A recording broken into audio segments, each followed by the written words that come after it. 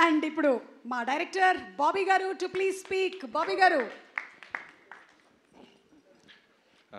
అందరికీ నమస్కారం అండి. ఇక్కడ విచ్చేసిన మీడియా మిత్రులందరికీ, పాత్రికేయులకి అందరికీ, అలానే స్టేజ్ మీద ఉన్న నందమూరి బాలకృష్ణ గారికి థ్యాంక్ యూ సో మచ్ బాబు. ఫస్ట్ వాల్తెర వేరే జరుగుతున్నప్పుడు వంశీ గారు నా దగ్గరికి వచ్చి డైరెక్ట్గా అడిగిన ఒకటి మాట, నీ సినిమా రిజల్ట్తో నాకు సంబంధం లేదు, నేను బాలయ్యబాబు గారితో సినిమా చేయాలి అని స్టార్ట్ చేశారు. అక్కడి నుంచి ఎప్పుడు కలిసినా బాలయ్యబాబు గారి గురించి మాట్లాడుకుంటూ ఉండేవాళ్ళం. సినిమా రిలీజ్ అయిపోయింది. తర్వాత మళ్ళీ బాలకృష్ణ గారితో ఓ రోజు మీటింగ్ అని చెప్పారు వంశీ. సరే ప్రిపేర్ అయ్యా. నాకు అంతకుముందు ఫస్ట్ టైం నేను బాలకృష్ణ గారిని కలిసింది ఒక 4-5 years బ్యాక్ ఎక్కడో పూరి జగన్నాథ్ గారి ఆఫీస్లో ఒక న్యూ ఇయర్కి Jan 1st రోజు పూరి గారు కాల్ చేసి, బాబీ నువ్వు అర్జెంటుగా రా, నీకు ఒక ఎక్స్ట్రాడినరీ పర్సన్ని పరిచయం చేయాలి అన్నారు. పేరు చెప్పలా. నేను చాలా ఉత్సాహంగా కార్ వేసుకొని వెళ్ళిపోయాను. న్యూ ఇయర్ రోజు పైకి వెళ్ళేసరికి సడన్గా ఒక వ్యక్తి చాలా సింపుల్గా కూర్చొని చాలా నార్మల్గా క్యాజువల్గా మాట్లాడుతూ అందరినీ నవ్విస్తున్నారు. అక్కడ చూస్తే బాలయ్యబాబు గారు. నాకు గుండెల్లో డంగ్ డంగ్ డంగ్ డంగ్ అని వెళ్ళి కూర్చున్నాను. చాలా కూల్గా మాట్లాడారు. ఆయన సెన్స్ ఆఫ్ హ్యూమర్ ఆ రోజు ఫస్ట్ టైం నేను చూసా. మనం చాలా వింటుంటాం బాలయ్యబాబు గారి కోపం, బాలయ్యబాబు గారు సీరియస్గా ఉంటారు, అది ఇదని. ఇవన్నీ అన్స్టాపుల్ బిఫోర్. తర్వాత అన్స్టాపుల్ స్టార్ట్ అయిన తర్వాత దానికి ముందుగా తేజు గారికి థ్యాంక్ యూ. బాలయ్యబాబు గారిని దగ్గరగా చూసిన వాళ్ళకే తెలుస్తుంది ఒరిజినల్ బాలయ్యబాబు గారు ఎంత కూల్గా, ఎంత సెన్సిబుల్గా ఉంటారు, ఎంత జాయ్ఫుల్గా ఉంటారు, ఎంత ఫ్రీడమ్ ఇస్తారనేది. అదైన తర్వాత మళ్ళీ వంశీ గారితో పాటు నేను ఒకరోజు ఫైనల్గా ఒక మంచి రోజున బాలయ్యబాబు గారిని కలిసినప్పుడు మాట్లాడుకుంటూ ఆయన ఫస్ట్ నాకు 3 options ఇచ్చారు. నేను సార్ అని పిలుస్తుంటే, బాబీ నువ్వు 3 options ఇస్తానమ్మా, 3 ఒకటి చూస్ చేసుకో అన్నారు. ఏంటి బాబు? ఏంటి సార్ అన్న. Call me bro, Bala and one more thing, Bala bro, okay 2 Bala are bro, ఈ 2 ఒకటి సెలెక్ట్ చేసుకో అంటే నేను బాలా బ్రో బాబు 3 ఒకటి సెలెక్ట్ చేసుకో అన్నారు. నేను వెంటనే బాబు అన్న. బ్రో అల్లేలో, బాలా అల్లేలో. సో అక్కడి నుంచి స్టార్ట్ అయింది బాలయ్యబాబు గారితో. సో ఆ రోజు కథ గురించి తక్కువ మాట్లాడుకున్నాం. ఫస్ట్ ఏం చేశారంటే ఆయన నన్ను చాలా కూల్గా, నేను ఇలా ఉండబోతున్నాను త్రూఅవుట్ సినిమాకి అనేది అర్థమయ్యేలాగా నా ముందు ఆయన ఉన్నారు. చాలా గ్రౌండెడ్, చాలా కూల్గా. అసలు బాలకృష్ణ గారు ఆల్మోస్ట్ 2 hours కూర్చుంటే ఇంత కూల్గా ఉంటారా అని ఒక పాజిటివ్ ఎనర్జీ. నిజంగానే ఆరా అని మాట్లాడుతుంటాం కదా, మనం ఆ ఆరాని చాలా రేర్గా చూస్తుంటాం, టెంపుల్స్లో ఉంటుంది. నేను ఆ రోజు విట్నెస్ చేశాను ఒక ఆరాని. ఆయన మాట్లాడుతుంటే, ఆయన ముందు కూర్చున్నప్పుడు తెలియకుండానే ఒక వైబు. మనలో ఏదైనా చిన్న భయాలు ఉంటాయి, అన్నీ పోతున్నాయి. అక్కడి నుంచి మొదలెట్టి కథ కంటే ముందు బాబీ మనం ఏం చేద్దాం అని మాట్లాడుతూ ఆయన ఇస్తున్న ఫ్రీడమ్తో ఆదిత్య 369లో ఉన్న ఒక విజువల్ చూపించారు ఆయన. సో మేము ఆల్రెడీ ఒక ఐడియా అనుకుంటున్నాం, ట్రావెల్ అవుతున్నాం. ఈ క్యారెక్టరు ఆయన ఎప్పుడు మాట్లాడేది ఏంటంటే, నన్ను, నా కోసం, నాన్నగారి తర్వాత నా కోసం వస్తున్న అభిమానుల కోసం నేను ఏదైనా కష్టపడతాను బాబీ. సో వాళ్ళు ఏం కోరుకుంటారు, సో వాళ్ళకి ఏదైనా ఇవ్వాలి అంటూ ఆ క్యారెక్టర్ గురించి చెప్పారు ఆయన. సో వెంటనే నేను నా టీంతో కూర్చొని వెళ్తున్న కథలో నుంచి మెల్లగా ఆ క్యారెక్టర్ని, ఆ లుక్లో ఉన్న క్యారెక్టర్ని ఇప్పుడున్న ప్రజెంట్ జనరేషన్కి దానికంటే నెక్స్ట్ బెస్ట్ ఇవ్వాలని కూర్చొని వర్క్ స్టార్ట్ చేసాం. నాకు తెలిసి కథ విషయంలో నేను ఎప్పుడు వినలేదు. బాలకృష్ణ గారితో కొన్ని ఫ్యూ మీటింగ్సే. కథ లాక్ అయిన తర్వాత మళ్ళీ ఏ రోజు ఎక్కడైనా ఒక మ్యాక్సిమం చాలా రేర్గా అడుగుతుంటారు ఆయన. అది కూడా ఎలా అడుగుతారంటే, బాబీ గారు ఇది ఓకేనమ్మా, ఇది ఓకే చూసుకో ఒకసారి, ఇది ఇలా కూడా చూడొచ్చా, ఇది ఇలా కూడా చెప్పచ్చా అంటే దాంట్లో ఏదో ఉన్నట్టు. సో వెంటనే నేను టీంతో బౌన్స్ బ్యాక్ వెళ్ళి వర్క్ చేయటం మొదలెట్టామని. అలా చాలామంది బాలయ్యబాబు గారికి ఫ్యాన్స్ ఉంటారు, డైహార్డ్ ఫ్యాన్స్ అంటారు. నేను వర్క్ చేస్తున్నప్పుడు నేను రాసిన ఒకే ఒక పదం, ఆయన గురించి నేను తెలుసుకున్న తర్వాత రాసిన ఫస్ట్ డైలాగ్, ఒకడెవడో అంటాడు సినిమాలో, ఇతనికి శత్రువులు ఎక్కువ అని. దానికి బాలకృష్ణ గారి చేత ఒక మాట చెప్పించా, అరే ఓ సిఐ సాబ్ హమ్కో దుష్మన్ కమ్, జాన్ దేనే వాళ్ళ ఫ్యాన్స్ జాదా హై. సో అది నిజంగా బాలయ్యబాబు గారితో పనిచేస్తే ఫ్యాన్ అవటం కాదు, లవ్లో పడిపోయి అడ్మైరర్ అయిపోయి మనం ఫాలోవర్ అయిపోతాం. అంటే ఒక సినిమా రన్నింగ్లో ఉన్నప్పుడు నాకు ఏ రోజు కూడా మళ్ళీ ఈ హీరోతో ఇమీడియట్గా చేయాలి, మళ్ళీ కథ రెడీ చేయాలని ఏ రోజు అనిపించలే. ఫస్ట్ టైం నా కెరీర్లో మళ్ళీ బాలకృష్ణ గారితో మళ్ళీ దీనికంటే బెస్ట్ కథ చేయాలని ఆలోచనలు మొదలని. అలాంటి బాలయ్యబాబు గారు ఆరా అది. ఎంత ఫ్రీడమ్ ఇస్తారంటే ఇవాళ రోజున డాకు మహారాజ్ గురించి అందరూ పొగుడుతున్నా, విజువల్స్ బాగున్నాయి, యాక్షన్ బాగుంది, అన్నీ బాగున్నాయి అంటున్నా. దానికి కారణం ఆయన ఇచ్చిన ఫ్రీడమ్. ఎంత అట్మాస్ఫియర్ ఇస్తారంటే డైరెక్టర్గా, అది నాకు ఆనందం కన్నా విపరీతమైన బాధ్యతని, బరువుని పెంచేసింది. ఈయన ఇంత నమ్మేస్తున్నారు వాళ్ళని. అంటే లిటరల్గా చెప్తున్నాను, ఓ డైరెక్టర్ వెళ్తున్నప్పుడు ఆయన సిగరెట్ కూడా తాగరు. అంటే ఆయనకున్న స్టార్డమ్కి, ఆయనకున్న ఆరాకి, ఆయనకున్న ఫిల్మోగ్రఫీకి.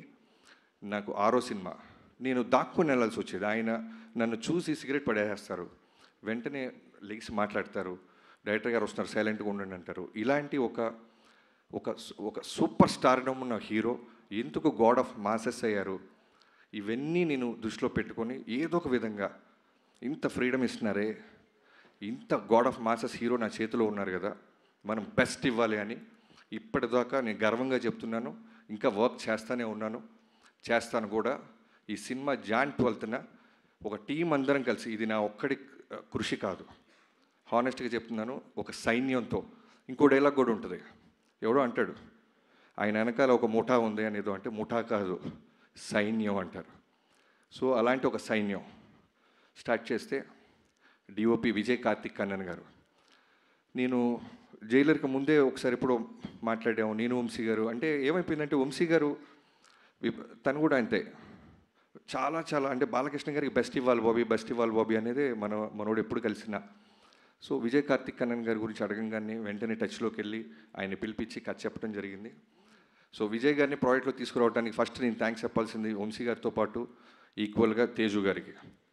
సో నేను తేజు గారికి చెప్పి ఫిల్మోగ్రఫీ అంతా పంపించి, నేను వంశీ గారు ఇలా అనుకుంటున్నాం, ఒక కలర్ ప్యాలెట్ మారుద్దాం, నాన్నగారిని అందంగా చూపించాలి. నా స్వార్థం ఏంటంటే బాలకృష్ణ గారిని ది బెస్ట్ లుక్ ఇచ్చాడు బాబీ అనిపించాలి తేజు గారు అంటే. వెంటనే నాన్నగారితో మాట్లాడి విజయ్ గారి ఫిల్మోగ్రఫీ చూపించగానే ఇమీడియట్గానే యాక్సెప్ట్ చేశారు. సో జనరల్గా ఒక సినిమా అయిపోతుంటే మనం చాలా పనులు అయిపోయినట్టు ఉంటుంది, కానీ ఈ సినిమాకి చాలా ఎమోషన్గా ఉంది. ఒక బెస్ట్ డిఓపితో పనిచేశాను, ఒక బ్రదర్ అనాలా, తమ్ముడు అనాలా, అన్న అనాలా. అంటే ఒకసారి ఎప్పుడో నాకు ఎక్కడో ఒక సేయింగ్ విన్నా, ఒక సినిమా డెలివరీ చేయాలంటే 24 క్రాఫ్ట్స్ ఒక డైరెక్టర్కు ఉన్న విజన్ని వాళ్ళు కూడా అలానే చెడగొట్టకుండా ఇమాజిన్ చేయాలి. బెటర్ చేయకపోతే పర్వాలేదు కానీ చెడగొట్టకూడదు. సో విజయ్ గారితో మొదలెట్టి నేను కథ అనుకున్నది ప్రతిరోజు, అంటే షూటింగ్కి జనరల్గా వచ్చే డిఓపిస్ని చూస్తాం, కానీ రైటింగ్ కూడా వచ్చేవాడు విజయ్ గారు. నాతో పాటు కూర్చుండేవాళ్ళు, నాతో పాటు వాదించేవాళ్ళు, ఎన్నో మాట్లాడుకునేవాళ్ళం. చాలా గుడ్ సోల్. సో ఇప్పటిదాకా నా కెరీర్ లేని బెస్ట్ ఎందుకు వచ్చిందంటే, నా కథని ఫస్ట్ టైం ఆయన ఐస్తో చూశాడు. బాబీ గారు ఏంట్రా గొడవ పడుతున్నాడు, ఇదా వీడికి కావాల్సిందే అని. First day I still remember Balayya Babu గారి మీద ఒక షాట్ పెట్టాం మనం వెంకట మాస్టర్ నేతృత్వంలో. ఆ రోజు అనుకున్నా I took a biggest nice decision. Thank you so much bro, I love you so much. ఈ డాకు మహారాజ్ అనేది నీ కెరీర్స్ బెస్ట్, నా careers best. And Venkatanna, Balakrishna గారితో ఆల్రెడీ 2-3 సినిమాలు చేసావు. సో చెప్పాను కదా బెస్ట్ ఇవ్వాలి అని, వాళ్ళని కూడా రైటింగ్ టేబుల్ మీదకి పిలిచేవాడిని. సో తను కూడా మాతో పాటే కూర్చొని మిగతా సినిమాలు చాలా సినిమాలు క్యాన్సిల్ చేశాడు బాబు మన సినిమా కోసం. తను డేట్స్ ఎగ్గొట్టి బాలకృష్ణ గారికి బెస్ట్ ఇవ్వాలని ఎన్నో సిట్టింగ్స్కి వచ్చి నీ బెస్ట్ ఇచ్చావన్నా. సో ఇంటర్వెల్, ఇంట్రడక్షన్, సెకండ్ హాఫ్లో శాండ్ స్టామ్, ఊచకోత థియేటర్లో అరాచకం, ఇవన్నీ చిన్న పదాలు చూసి ఫీల్ అయ్యి ఇప్పటికీ ఒక 200 సార్లు చూసి ఉంటాం. మా అందరికి అదే వైబ్రేషన్ వస్తుంటే డెఫినెట్లీ తెలుగు ప్రేక్షకుల గురించి నాకు తెలుసు. నిజాయితీగా వర్క్ చేస్తే వాళ్ళు ఇచ్చే ఆదరణ, రెస్పెక్ట్. అలానే తమనన్నా వెళ్ళిపోయారా అన్న, నువ్వు అక్కడికి వెళ్ళాలన్నా, నీకు వర్క్ ఉందన్నా. చెక్ అన్న అన్న ఇక్కడ మైక్ ప్రెస్ వాళ్ళు ఉన్నారు కాబట్టి అన్న. ఆయనకైనా చిన్నవాడిని గురు లైఫ్లో, అన్న పెద్ద పెద్ద మాటలు లైఫ్లో ఉన్నా. నాకంటే తర్వాత పుట్టేవన్నా నువ్వు? అవును డెఫినెట్గా. ఓకే, తర్వాత మీ మదర్తో మాట్లాడతాను. Thank you please. So already Balayya Babu గారిది, తమన్ గారిది కాంబినేషన్ తెలుసు. సో ఈ సినిమాకి ఏంటంటే మోర్ దెన్ సాంగ్స్, అంటే ఈక్వల్గా సాంగ్స్తో పాటు నాకు కావాల్సింది విపరీతమైన బ్యాక్గ్రౌండ్ స్కోర్.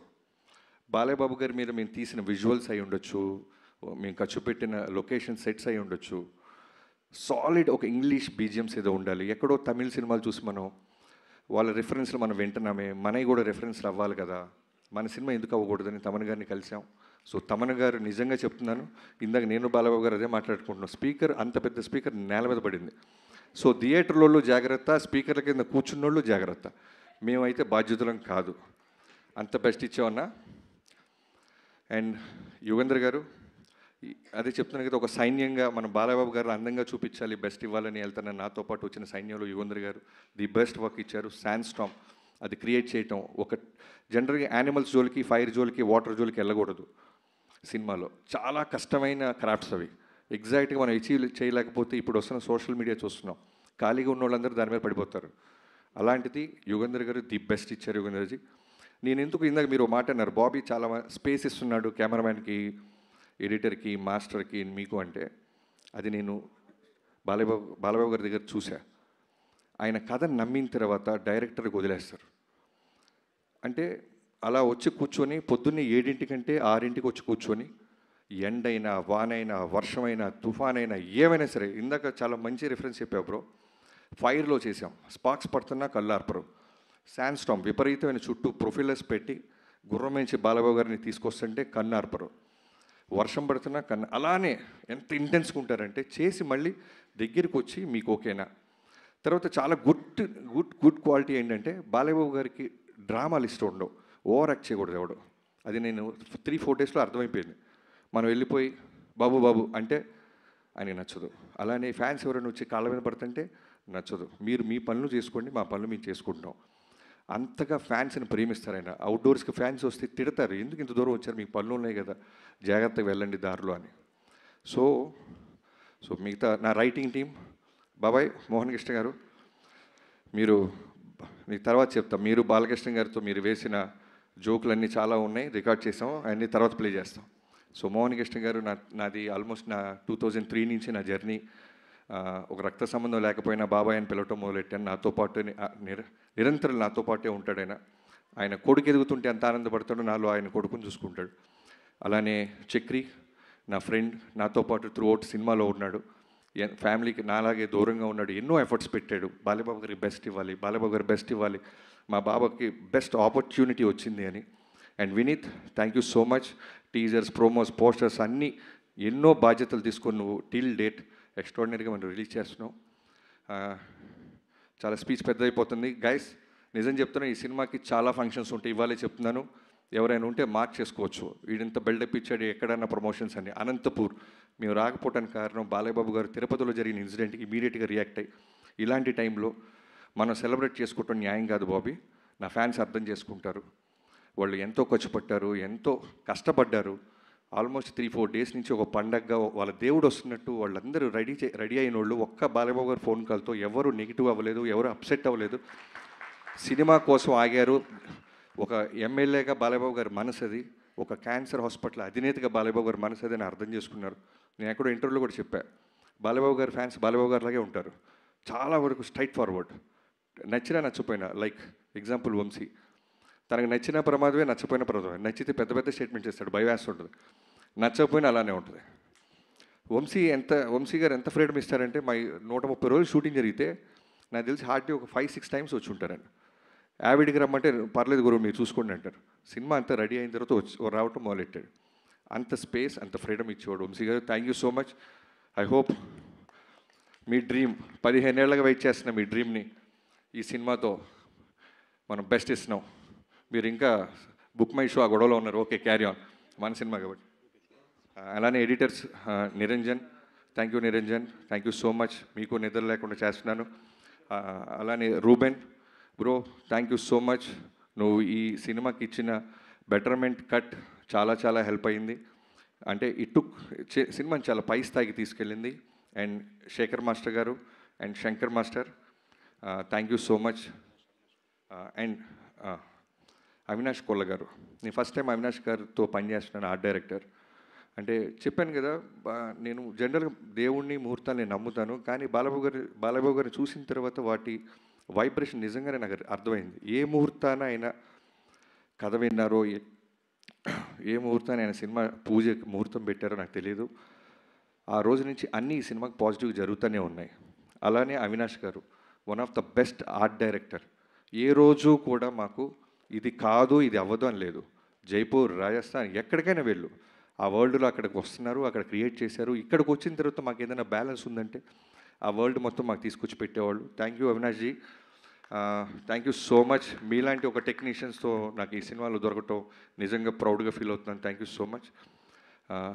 స్టేజ్ మీద ఉన్న మిగతా హీరోయిన్స్ అందరికీ, ప్రజ్ఞ, థ్యాంక్ యూ సో మచ్ ప్రజ్ఞ. నువ్వు ఎప్పటి నుంచో మనం మాట్లాడుకుంటున్నాం, కానీ ఎప్పుడు కథలో నేను అనుకున్న క్యారెక్టర్కి తను ఎప్పుడు నేను అప్రోచ్ అవ్వలేకపోయాను.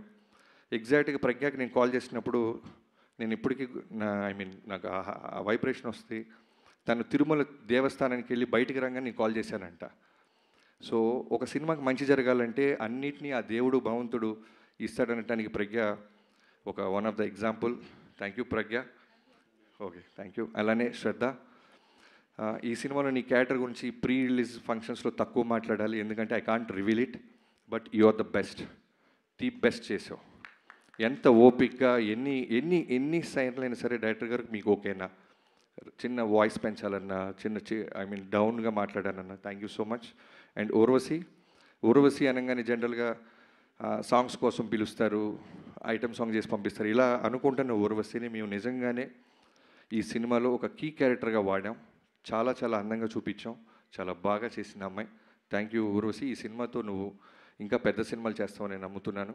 అండ్ ఈ సినిమాలో చాలామంది క్యాస్టింగ్ క్రూ ఉన్నారు, లైక్ చాందిని చౌదరి, తను హీరోయిన్గా చేసినా సరే మేము ఒక ఇంపార్టెంట్ క్యారెక్టర్ ఉందనగానే మా సినిమా పట్ల బాలయ్యబాబు గారి పట్ల ఉన్న రెస్పెక్ట్కి తను యాక్సెప్ట్ చేసి సినిమాలో చిన్న క్యారెక్టర్ అయినా చేసింది. అండ్ బాబీ డియోల్ గారి గురించి చెప్పాలంటే, మేము ఏదైనా డెసిషన్ తీసుకునే ముందు ఫస్ట్ వన్స్ మేము లాక్ అయ్యే ముందు నేను వంశీ గారు బాలయ్యబాబు గారి దగ్గరికి వెళ్ళినప్పుడు ఒక 4-5 పేర్లు చెప్తుంటే ఆయన వెంటనే సడన్గా బాబీ డియోల్ కరెక్ట్ బాబీ అన్నారు. నాకు బాబు అన్న, బాబీ డియోల్ 100% కరెక్ట్ బాబీ గారు, ఒకసారి మీరు ఆలోచించండి, మీరు చెప్తున్న ఈ క్యారెక్టరేషన్కి ఆర్క్కి పర్ఫెక్ట్గా ఉంటాడు, ఇమీడియట్గా మీరు టచ్లోకి వెళ్ళండి, లేట్ చేయొద్దు అన్నారు. సరే మేము 2 రోజులు టైం పడుతుంది, మళ్ళీ కాల్ చేశారు, బాబీ మీరు వెళ్ళారమ్మా బాబీ డియోల్కి టచ్లోకి, బాబు రేపు వెళ్ళండు, లేదు త్వరగా వెళ్ళండి, నా ఇంటెన్షన్ చెప్తుంది ఈ సినిమాకి తను అన్నారు. సరే వెళ్ళాం, కథ చెప్పాం, ఇమీడియట్గా ఈ సెట్ ఓకే. అది మేము చెప్పిన కొన్నాళ్ళకి యానిమల్ సినిమా రిలీజ్ అయ్యి బ్లాక్ బస్టర్ అయింది. సో అప్పుడు అర్థమైంది బాలయ్యబాబు గారు ఎక్కడ ఆయనకి సెన్స్ చేశారు, ఈ సినిమాకి చాలా న్యాయం చేస్తాడు బాబీ. ఆ తర్వాత వెళ్తే అంటే డేట్స్ అలాట్ అవ్వటం కష్టం అవుద్ది, చేయొచ్చు బాబీ డియోల్ గారు, కానీ మేము అనుకున్న డేట్స్కి వస్తాడో రాడో అని ముందే పంపించారు. సో బాబీ డియోల్ గారు ఈ సినిమాలో ఆఫ్టర్ యానిమల్ చాలా చాలా చాలా స్ట్రాంగ్ క్యారెక్టర్ చేశాడు, చాలా చాలా బాగా చేశాడు. Very very very good soul person, బంగారం, పేరుకి విలన్ అయినా సరే చాలా బంగారం. Thank you Bobbyji. తను కూడా నిన్న మాట్లాడాడు, ఈ సినిమాకి చాలా ఫంక్షన్స్ ఉంటాయి నాకు అర్థమవుతుంది Bobby, I definitely come to Anantapur అన్నారు. వీఆర్ లుకింగ్ ఫార్వర్డ్ బాబీ గారు. అండ్ ఎవరైనా మర్చిపోతే నాకు క్షమించాలి. ఇక్కడ స్టేజ్ మీద నాకు రాగానే ఇందాక కొంతమందిని చూస్తే మనకి జనరల్గా చిన్న పోలీసు రాగానే దొంగకి చిన్న భయం ఉంటుంది, అలా భరత్ గారిని చూస్తే నాకు చిన్న చలక్క పెడుతుంది. ఎందుకంటే బాలయ్యబాబు గారు కథ ఓకే అన్నారు, క్యారెక్టర్ ఏదో ఆయనకి పెద్ద కథ కూడా వింటారు, ఆయన ఒక క్యారెక్టరు, ఫ్యాన్స్ ఎలా మనల్ని ఎక్స్పెక్ట్ చేస్తుంటారు వాటి మీద ఫోకస్ చేస్తారు. ఓ రోజు ఎప్పుడు తేజు గారు టచ్లోకి వచ్చి బాబీ గారు ఒకసారి కథ విందామా అన్నారు. బాలయ్యబాబు గారు ఓకే అన్నారు, పిల్లలదేముందని సరదాగా వెళ్ళిపోయా, కథ చెప్పడం మొదలెట్టా. అంతా అయిన తర్వాత నవ్వారు, అన్నీ అయిపోయిన తర్వాత మెల్లగా పిన్ పాయింట్ స్టార్ట్ చేశాడు భరత్ గారు. నాకు లోపల అర్థమవుతుంది, అమ్మో చాలా మాస్టర్ లాగా ఉన్నాడు బాబు అని. కొంతమంది అడుగుతుంటే అర్థమైపోద్ది, అడగాలి కదా అని అడుగుతారు, బట్ మనం రెస్పెక్ట్ ఇస్తాం, చాలా విన్నట్టు వినయంగా నటిస్తాం. కానీ సీరియస్గా చెప్తున్నాను బ్రదర్, ఆ రోజు నువ్వు అడిగిన పాయింట్స్ నిజంగానే చాలా ఎక్స్ట్రాడినరీ క్వశ్చన్స్ అడిగాడు. సో అవన్నీ నేను వచ్చి టీంతో, నాకున్న అలవాటు ఏంటంటే వెంటనే ఎవరు అడిగినా సరే నేను ఎందుకు అడుగుతున్నారు కామన్గా ఈ పాయింట్ అని వచ్చి టీంతో కూర్చొని నా టీంతో వర్క్ చేస్తాను. అలా వర్క్ చేసిన తర్వాత చాలా బెటర్మెంట్స్ జరిగినాయి. ఆ తర్వాత ఎప్పుడో తేజు గారికి నేను టీజర్ ఏదో రెడీ అయింది చూస్తారా అంటే భర్త గారు కూడా వస్తున్నారన్నారు. మళ్ళీ టెన్షన్, అమ్మో వస్తున్నా, ఇప్పుడు ఆల్రెడీ సినిమా తీసేసాం చూసేమంటారా. రాగానే సర్ప్రైజింగ్గా ఒక అరగంట సినిమా చూపిస్తే తెగ ఎంజాయ్ చేశారు, ఆయన నవ్వుతూనే ఉన్నారు. ఆ రోజు ఫిక్స్ అయిపోయా, ఈ సినిమా బ్లాక్ బస్టర్. ఎందుకంటే ఆయనలో మాస్ ఆడియన్ ఉంటాడు, చాలా చాలా చాలా సెన్సిబుల్, లైక్ అమీర్ ఖాన్ గారి గురించి వింటుంటాం, చాలా రూటెడ్గా పాయింట్స్ పట్టుకుంటారు. సో అలాంటి ఆడియన్ ఉన్నారు. సో థ్యాంక్ యూ భరత్ గారు. మీకు సినిమా నచ్చిన రోజు నేను ఫిక్స్ అయ్యి నేను నిజంగా గర్వంగా ఆ రోజు నుంచి కొత్త కారుకి అడ్వాన్స్ కూడా ఇచ్చా. భరత్ గారికి నచ్చిందంటే ప్రపంచానికి నచ్చిద్దని. సో థ్యాంక్ యూ తేజు గారు, thank you so much. Suma గారు థ్యాంక్ యూ. క్షమించాలి ఇంకేమైనా మర్చిపోతే. నిజంగానే మిక్సింగ్లో ఇంకొక చిన్న వర్క్ ఉంది, నేను బయలుదేరాలి. బాబు థ్యాంక్ యూ సో మచ్. నా లైఫ్లో ఈ cinema Daaku Maharaj with NBK గారు 109 నా లైఫ్లో మర్చిపోలేను. నేను జనరల్గా పెద్ద పెద్ద స్టేట్మెంట్స్ ఈను, తొడలుగా కొట్టను. మీకోసం స్టేజ్ మీద సక్సెస్ రోజు తొడ కొడతా బాబు. తొడ కొట్టే సినిమా తీసాం, మిమ్మల్ని అందంగా చూపించాం, మిమ్మల్ని ఎమోషనల్గా చూపించాం. బాలబాబు గారిలో ఎంత మంచి నటుడు ఉన్నారో మనకు తెలియంది కాదు. సో బాబీ సైడ్ నుంచి ఎక్కడో రవ్వంతా నేను నా సైడ్ నుంచి ఏదో తీసుకురావాలి. బాలబాబు గారితో అందమైన కాస్ట్యూమ్స్ వేయించాలి. బాలబాబు గారితో అగ్రెసివ్ యాక్షన్ చేయాలి. చాలామంది నా ఫిల్మోగ్రఫీలో సినిమాలు చూసి ఇంట్రో బాగా తీస్తావు ఇది అంటారు. సో బాలకృష్ణ గారితో చేస్తున్నప్పుడు నాకేమైపోయిందంటే, నేను మా పాపతో సింగపూర్ వెళ్ళాను 2 years బ్యాక్. నిజంగా ఫస్ట్ టైం లైఫ్లో ఓ పెద్ద జూ ఉంది, సింహాన్ని చూసా. అంటే భయము ఆశ్చర్యం రెండు కలిగినాయి. ఓ సింహం ఇంత ఉంటుందా, అది చాలా సైలెంట్గా చూస్తుంటుంది సింహం. మామూలు మిగతా యానిమల్స్లో గొడవ చేయదు, అటు ఇటు జంప్, సెటిల్డ్గా అలా చూస్తుంది. అది అలా ఫాలో అవుతుంది నన్ను, నేను కార్లో ఉంటే. సో దాన్ని చూసినప్పుడు ఏ అయితే వైబ్రేషన్ వచ్చిందో బాలయ్య గారు చూసినప్పుడు అదే వైబ్రేషన్ ఉండేది. చాలా కామ్గా ఉంటారు ఆయన. నువ్వు ఏమి ఇచ్చినా సరే యుద్ధానికి రెడీ అంటే రెడీ అవుద్ది ఆ సింహం. లేదు సైలెంట్గా ఉండంటే సైలెంట్గా కూర్చొని అలా సర్కస్ అలా చూస్తుంటుంది. బట్ మేము డీల్ చేసింది సర్కస్లో సింహాన్ని కాదు, అడవిలో సింహంతో ఒక అద్భుతమైన ఆట ఆడాం. ఆ ఆట జాన్ 12th రాబోతుంది. మిగతా వాళ్ళందరికీ పేరు ఎవరైనా మర్చిపోతే నాకు క్షమించాలి. థ్యాంక్ యూ సో మచ్ గారు. Thank you so much. And success మీట్లో మీరు తోడగొట్టడం కోసం మేము ఎదురు చూస్తూ ఉంటాం అంతే. అండ్ అలాగే ఇప్పుడు మాట్లాడబోతున్నటువంటి వ్యక్తి మనం చాలా అరుదుగా వారి మాటల్ని వింటూ ఉంటాము. జనరలీ పుత్రోత్సాహం అంటూ ఉంటారు. పిల్లలు సాధించినటువంటి విజయాలను చూసినప్పుడు